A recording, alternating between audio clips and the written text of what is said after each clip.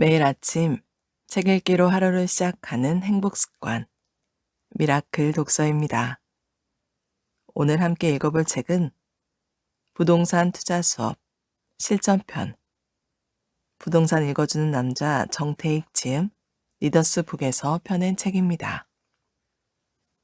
투자 수업을 시작하기 전에 부자로 가는 길에 선 당신을 환영합니다. 부자가 되는 방법은 무엇일까요? 이 질문에 대한 답은 간단합니다. 부자처럼 생각하고 부자처럼 행동하면 됩니다. 내 생각이 바뀌면 행동이 바뀌고 행동이 바뀌면 인생이 바뀌는 법이니까요. 그러니 부자가 되려면 내가 어떻게 행동해야 하는지 스스로 고민해 보는 것이야말로 부자가 되는 길의 출발점이라고 할 수 있습니다. 결국 마인드가 가장 중요합니다. 운명을 바꾸는 부동산 투자 수업 기초편을 오롯이 투자 마인드를 다지는 데 할애한 이유도 여기에 있습니다. 그렇다면 투자 마인드란 무엇일까요? 저는 오랫동안 제 마음에 새겨둔 명언에 그 답이 있다고 생각합니다. 다수가 성공하는 경우는 없다. 군중과 다른 길을 가야 한다. 부의 개념은 상대적인 것이므로 모두가 부자가 되는 세상이란 없습니다. 어디를 가든 부자는 소수에 불과합니다.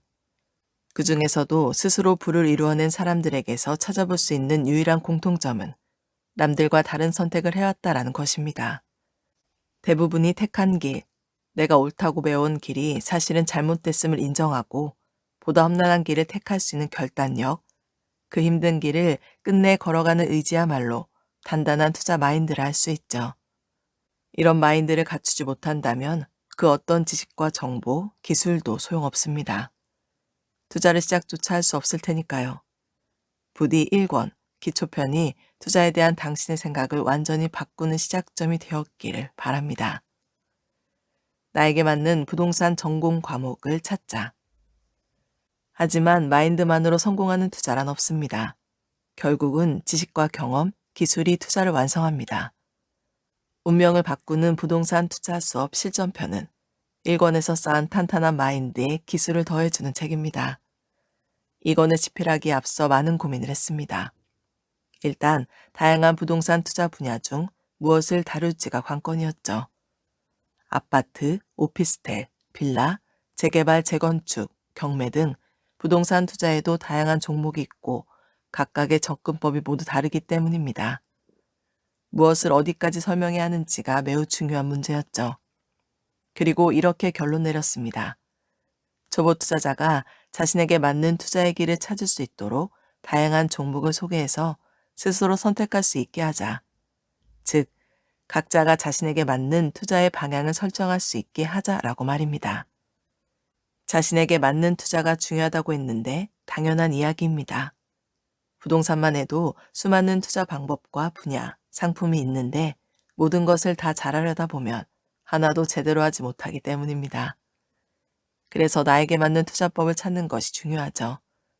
저 역시 그런 투자 방법을 찾기까지 꽤 오랜 시간이 걸렸습니다. 주식으로 시작해 아파트 투자 등을 거쳐 빌라, 오피스텔, 상가, 그리고 경매까지 다양한 투자를 경험해 보았습니다. 그러다 보면 자연스레 본인에게 잘 맞는 투자처와 방식을 찾게 됩니다. 특히 경매를 배워놓으면 상승장뿐만 아니라 하락장에서도 돈을 벌 수 있는 기술을 얻을 수 있죠. 상승장에서는 일반 매매를 통해 수익을 극대화하고 하락장에서는 경매를 통해 시세보다 싸게 사서 시세 차익을 얻는 것입니다. 또한 다양한 종목을 경험해 보면 본인에게 맞는 것이 무엇인지 조금씩 알게 될 것입니다. 결국 경험을 해야 알게 된다는 점, 그것이 가장 중요합니다.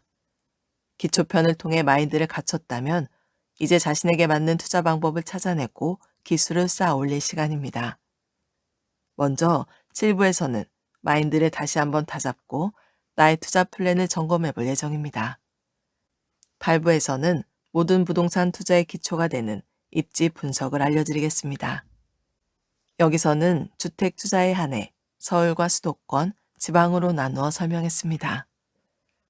9부는 첫 집 마련을 위한 매수의 기술을 소개합니다.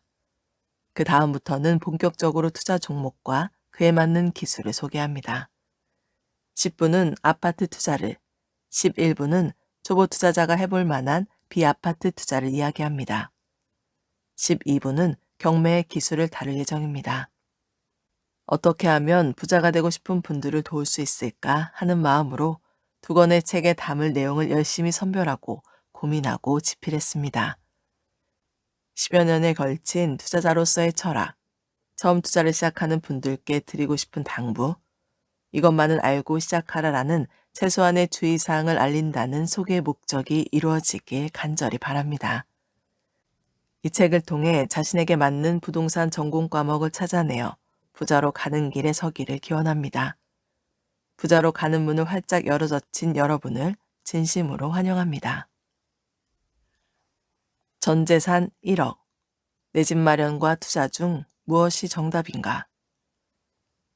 저는 30대 초반의 무주택자입니다. 아내와 3년 넘게 열심히 노력해서 드디어 1억 원을 모았습니다. 이 돈으로 부동산 투자를 하려고 합니다. 그런데 내 집 마련부터 해야 할지 투자를 해야 할지 고민입니다. 집에 돈이 묶여 있으면 빨리 부자가 되기 힘들다던데 내 집 마련은 포기하고 돈이 될 만한 지역에 투자를 해야 할까요? 이런 질문을 많이 받습니다. 3년 만에 1억이나 모은 것은 정말 대단한 일입니다. 이 부분은 앞으로 어떻게 해야 자산을 빨리 늘릴 수 있을까요? 투자 대 실거주, 나의 상황부터 점검하라. 일단 각자 처한 상황이 다른 만큼 본인의 상황을 면밀히 파악해야 합니다. 설사 나이와 연봉, 모은 돈이 비슷하다고 해도 사람마다 목표가 다릅니다. 누구는 당장 들어가 살 집이 필요하고 누구는 한동안 몸테크를 하더라도 투자부터 고려하니까요. 이 돈이면 어디에 투자해야 할까요? 라는 질문에 쉽게 답할 수 없는 이유입니다. 사연자의 경우 아이가 초등학교 들어가기까지 5년 정도 남은 시점이라 실거주 가능한 집을 매수하고 남은 기간 월세를 살면서 돈을 모아 5년 뒤에는 입주하는 것을 목표로 설정하라는 의견을 주었습니다. 이렇듯 부동산 투자를 시작할 때는 내가 처한 상황을 제대로 점검하고 목표를 세워야 합니다. 현명한 레버리지 전략, 투자와 실거주를 동시에 잡자. 제가 사연자에게 내 집 마련을 추천한 또 다른 이유가 있습니다. 사실 지금과 같이 다주택자 규제가 강한 상황에서는 투자와 실거주를 구분하는 것이 무의미합니다. 향후 다주택자 규제가 없어지기 전까지는 내가 들어가 살 만한 똘똘한 한 채를 매수하는 것은 여전히 유효한 전략입니다.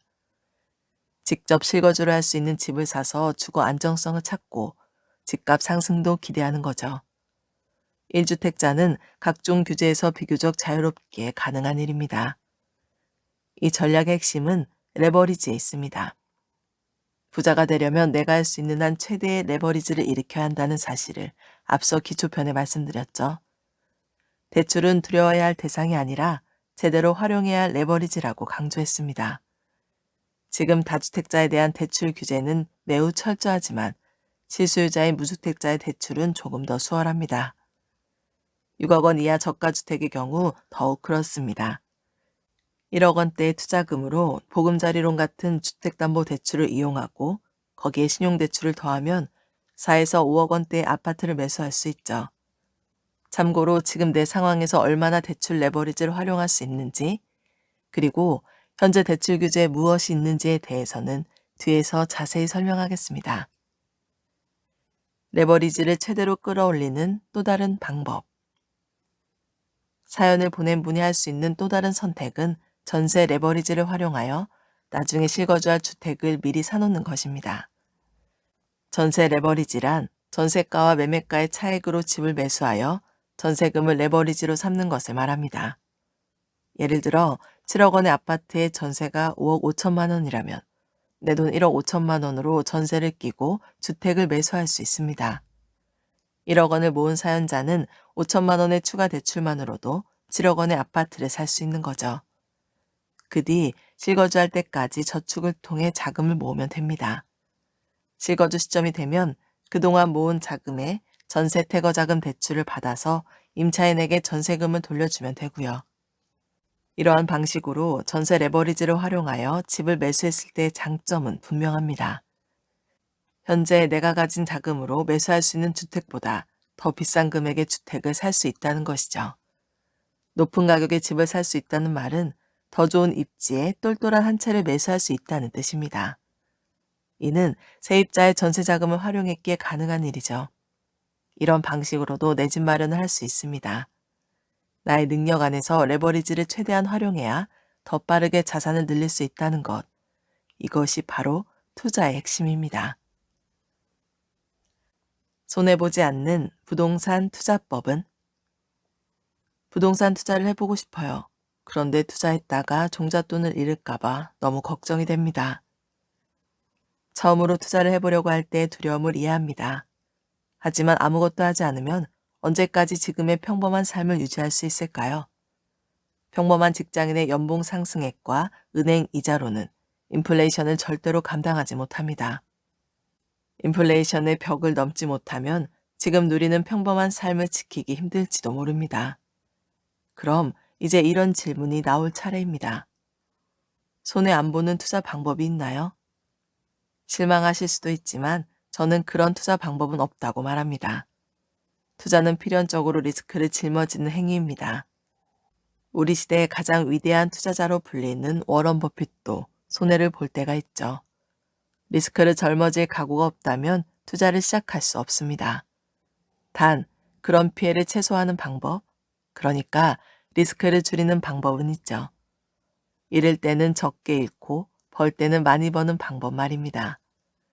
자, 이제 그런 방법을 알아볼까요? 투자 원칙 1. 글자에 기대지 말고 현장을 가라.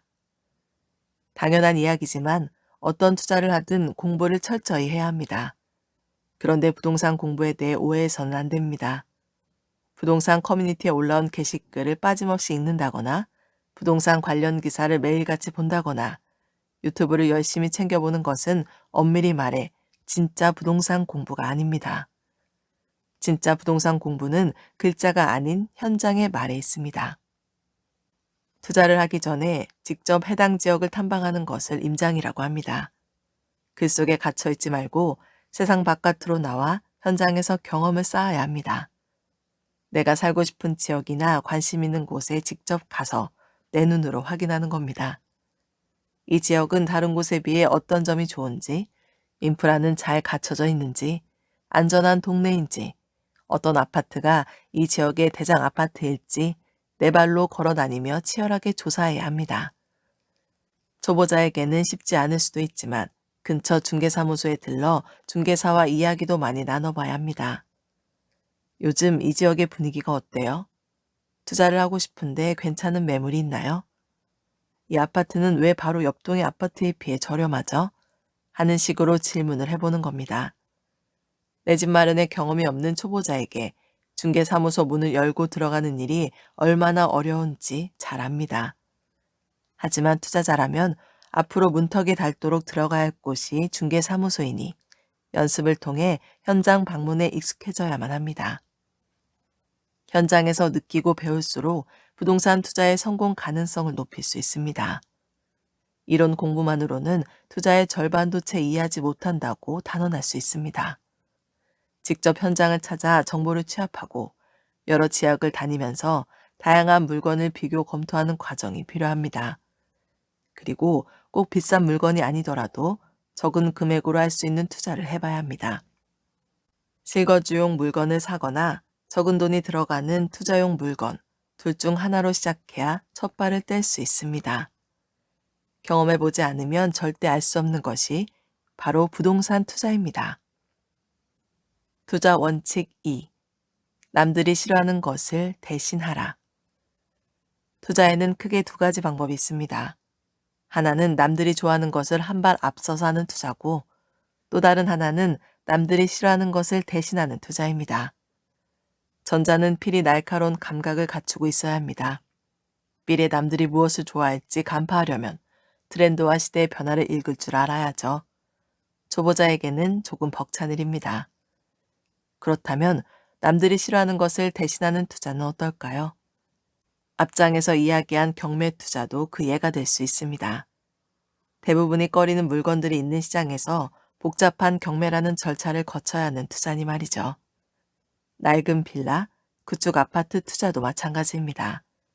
재개발 또는 재건축이 기약 없는 곳이라면 사람들의 관심이 적을 수밖에 없습니다. 게다가 실거주하기도 어려운 곳이면 더더욱 투자를 꺼리게 됩니다. 매수를 꺼린다는 말은 가격이 상대적으로 싸다는 말과 같죠. 이런 곳에 투자하여 개발 호재가 생길 때까지 기다리는 것도 손해를 덜 보는 방법일 수 있습니다. 돈을 잃기 싫으면 시간에 투자하면 됩니다. 사실 아무것도 하지 않는 것보다 큰 리스크는 없습니다. 아직 젊다면 한동안은 소득이 늘어날 가능성이 크지만 머지않아 그보다 지출이 더 크게 늘어나는 시기가 오게 마련입니다. 또한 어느 시점이 지나면 소득이 줄어들다가 직장을 그만두며 끊기게 됩니다. 배는 항구에 정박해 있을 때 가장 안전하다. 하지만 그것이 배의 존재 이유는 아니다. 19세기 미국의 신학자이자 교수인 윌리엄 G. 쉐드의 말을 전하고 싶습니다. 아무것도 하지 않으면 얻는 것도 없습니다. 가만히만 들으면서 들어갈 타이밍을 보고 있다 라고 말하는 사람들이 너무 많습니다. 마냥 시간을 흘려보내는 것도 큰 손해라는 것을 명심하시기 바랍니다. 일시적 이주택자의 완벽한 갈아타기 전략. 더 나은 집으로 이사하고 싶은 욕망은 누구에게나 있을 것입니다. 20평대에 사는 사람은 30평에 살고 싶고 수도권 외곽에 사는 사람은 중심부로 옮기고 싶어 하죠. 똘똘한 한 채에 투자해야겠다는 전략은 다주택자 규제가 여전한 요즘에도 유효한 방법입니다.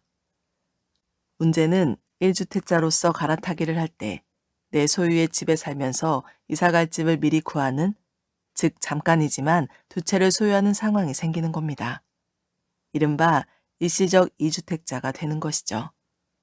다행히 일시적 이주택자는 부득이하게 한시적으로 주택을 하나 더 갖게 된 것이므로 1주택자로 분리되어 취득세와 양도세 등 세금 혜택을 받습니다.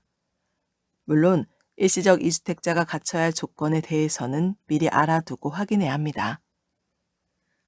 일시적 이주택이 생겨난 배경.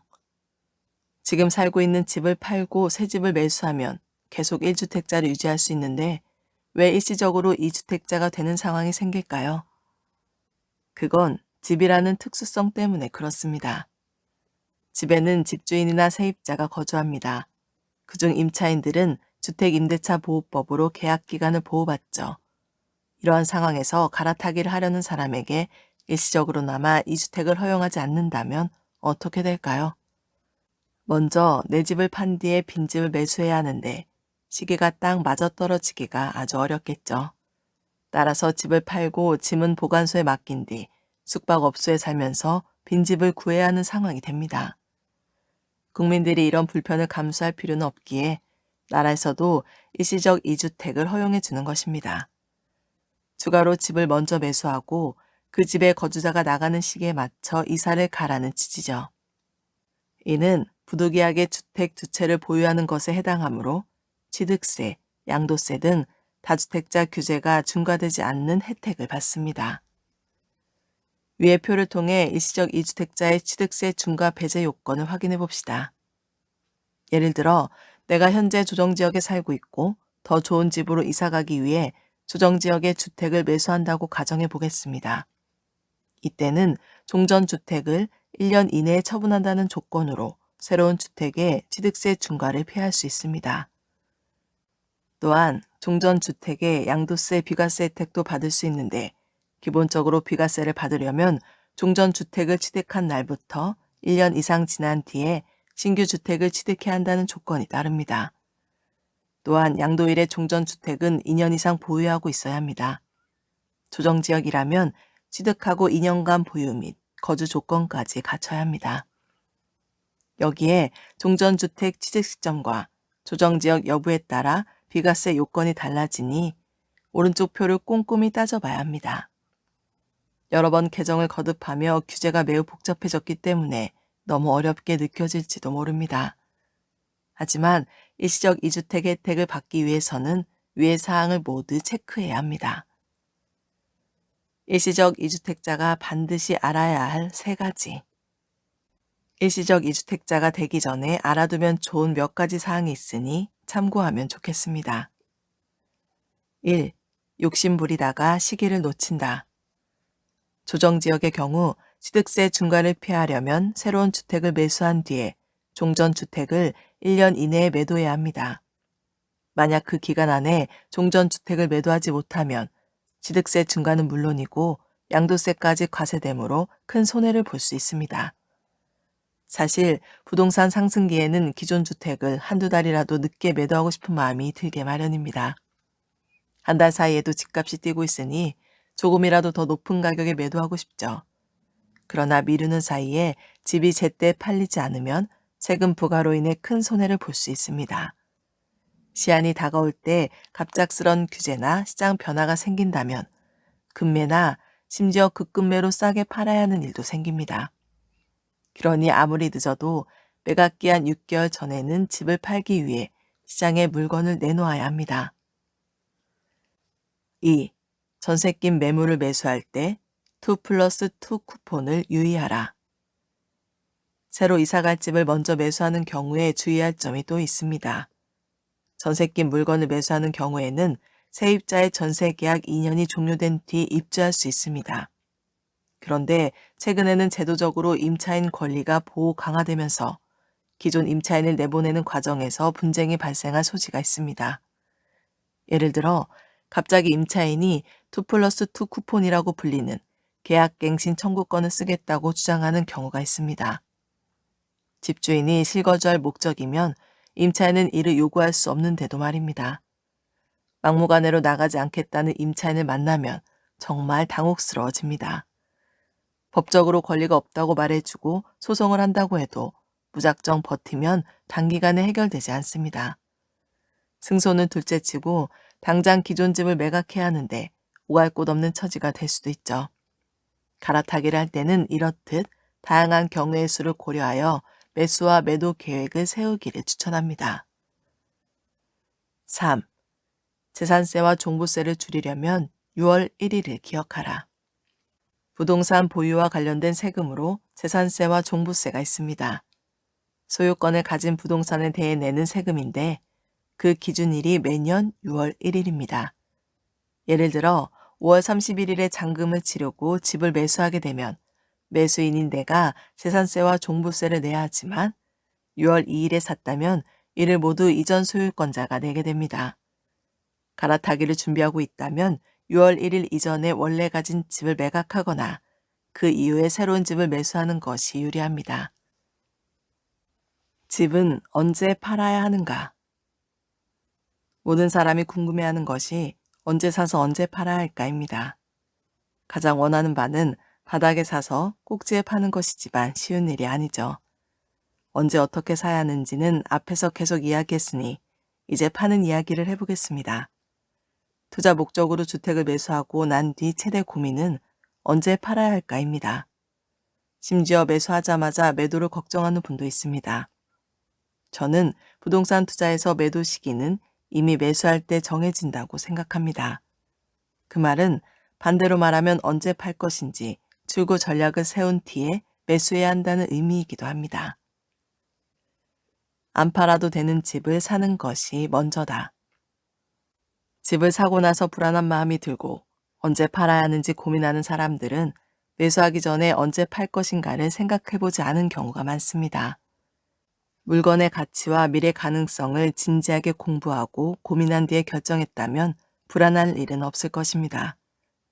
그런데 마음이 갈대처럼 바뀌고 하루하루 불안하다면 애초에 사지 말아야 할 집을 산 것일 수도 있습니다. 그럼 가장 좋은 투자는 무엇일까요? 팔지 않아도 될 집? 그러니까 오래 보유해도 좋은 집을 매수하는 것이 상책입니다. 내가 거주할 집이라거나 장기적인 호재를 보고 계속 보유해야 할 물건을 샀다면 매도 타이밍에 대해 고민할 필요가 없죠. 예를 들어 재건축 예정인 아파트에 투자했다고 가정해봅시다. 실제로 재건축이 조금씩 추진되고 있고 주변 환경이 계속 발전하고 있다면 이보다 편안한 투자가 없습니다. 시간을 두고 기다리면 미래 가치는 지금보다 훨씬 좋아질 것이기에 크게 걱정할 일이 없죠. 또한 내가 실거주할 수 있는 집을 매수했을 때도 마찬가지입니다. 실거주가 가능하고 살기에 만족스럽기까지 하다면 더욱 오래 집을 보유하고 싶을 것입니다. 문제는 이런 집만 살 수는 없을 때가 훨씬 많다는 겁니다. 가진 돈은 한정되어 있고 투자는 해야 하니 어느 정도 보유한 뒤에 매도를 고려하는 물건일 때가 훨씬 많습니다. 이런 물건에 투자하면 어떤 생각을 하게 될까요? 고점에 팔아서 최대의 이익을 얻어야겠다는 마음으로 가득 차 불안해지기 시작합니다. 고점과 저점을 맞추려고 하지 마라. 가장 싼 값에 사고 가장 비싼 값에 판다. 이런 소망은 소망일 뿐 불가능하다고 보는 편이 더욱 맞습니다. 부동산 전문가들조차 저점과 고점을 정확히 맞히지 못합니다. 그런 사람은 전문가가 아니라 예언가에 가깝죠. 결국 투자를 잘하는 사람은 고점과 저점을 잘 맞히는 사람이 아니라 전체적인 방향성과 변곡점을 빠르게 알아채는 사람입니다.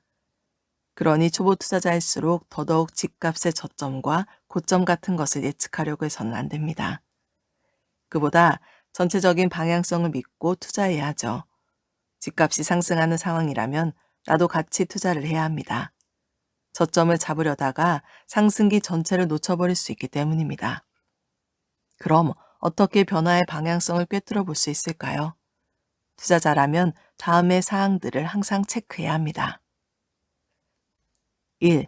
내가 매수한 지역의 상황을 예의주시하라. 기본적으로 부동산 시장은 주식시장에 비하면 변화가 매우 천천히 일어납니다. 하지만 투자자는 부동산 시장의 흐름을 늘 주시해야겠죠. 특히 내가 매수한 지역의 변화를 꾸준히 파악해야 합니다. 체크리스트를 만들어서 작성해 보아도 좋습니다. 최소한 2달에 한 번은 해당 지역 중개사에게 전화를 해서 물건의 시세를 확인하고 변동사항 및 사건이나 호재, 악재 등을 확인합니다. 한 달에 한 번이라면 더욱 좋습니다. 매달 시장 상황을 체크하다 보면 전체적인 경향을 파악할 수 있게 됩니다. 2. 내가 매수한 물건의 시세 변화를 기록하라. 내가 매수한 집의 가격 변화를 주기적으로 확인해 정리합니다. 특히 투자 물건이 여러 채로 늘어날수록 꼼꼼한 정리는 필수입니다. 네이버 부동산 등의 호가와 실거래가를 기준으로 정리하고 최근 실거래가가 없다면 KB 시세를 확인하거나 중개사에게 문의해서 현재 시세를 알아봅니다. 3. 시세 상승과 하락 원인을 제대로 파악하라. 내가 매수한 집의 시세 변화를 파악하는 일도 중요하지만 더욱 중요한 것은 왜 변화가 일어났는가를 따져보는 겁니다. 내가 산 물건의 가격이 유지 혹은 상승 중이라면 여유가 있지만 하락하는 경우에는 조급한 마음에 바로 매도를 고려합니다. 그러나 일시적인 가격 하락일 수도 있으니 시세 변동의 원인을 명확히 파악하는 것이 우선입니다. 다른 금융자산에 비해서는 덜하지만 부동산 역시 시세가 변동하는 자산입니다. 항상 집값이 오르는 것은 아니며 보합이나 조정, 하락기를 맞기도 합니다. 이때 무조건 가격이 정체하거나 하락한다고 매도를 결정해서는 안 됩니다. 하락 요인이 단기적으로 해결될 수 있는 것이라면 보유하면 되고 나의 예상과 달리 시장이 급격히 변화하거나 쉽게 해결할 수 없는 악재가 있다고 판단되면 집값이 상승하더라도 매도를 준비해야 합니다. 결국 매도를 결정하는 핵심은 원인을 정확히 분석하는 것입니다. 원인을 제대로 분석하기 위해서는 인터넷으로 정보를 충분히 검색하고 부동산 애플리케이션을 통해 통계 수치를 확보해야 할 뿐만 아니라 실제 그 지역에서 활동하는 중개사 다수의 의견까지 들어본 후 종합적으로 판단해야 합니다. 비교적 단기간에 해결되는 문제인지 계속 누적되는 문제인지를 구분하려고 노력합니다. 대안을 찾고 매도하라. 내가 가진 매물의 가격이 상승하는데도 매도를 해야 할 때가 있습니다. 그런 일은 언제 일어날까요?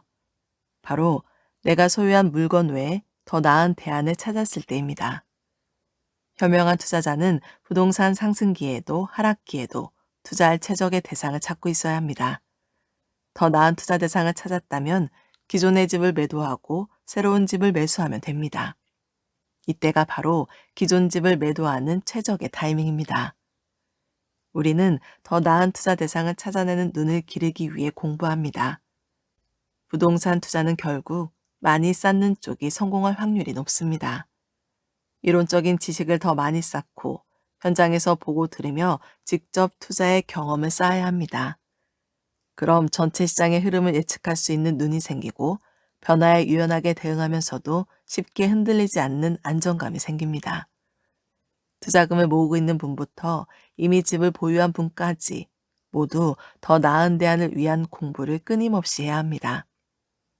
나의 첫 투자가 최고의 투자일 리는 없습니다. 항상 공부하고 더 나은 대안을 찾다 보면 더 좋은 투자를 할 수 있게 됩니다. 그러니 처음부터 가장 성공한 투자를 해야겠다고 마음먹을 필요는 없습니다. 현재 내가 할 수 있는 최선의 선택을 한 뒤 더 나은 기회를 찾아 발전시켜야 투자를 꾸준히 이어갈 수 있습니다. 물론 한번 투자한 매물을 그냥 방치하는 것도 금물입니다.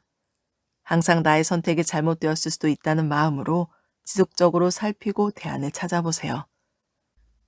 내 재산은 스스로 지켜야 합니다. 이 책의 기초편에서 계속해서 강조했던 부자가 되고 싶다면 돈을 벌려고 하지 말고 투자를 잘하는 사람이 되려고 해야 한다. 라는 말을 매 순간 명심해야 합니다. 오늘 미라클 독서는 여기까지 읽도록 하겠습니다.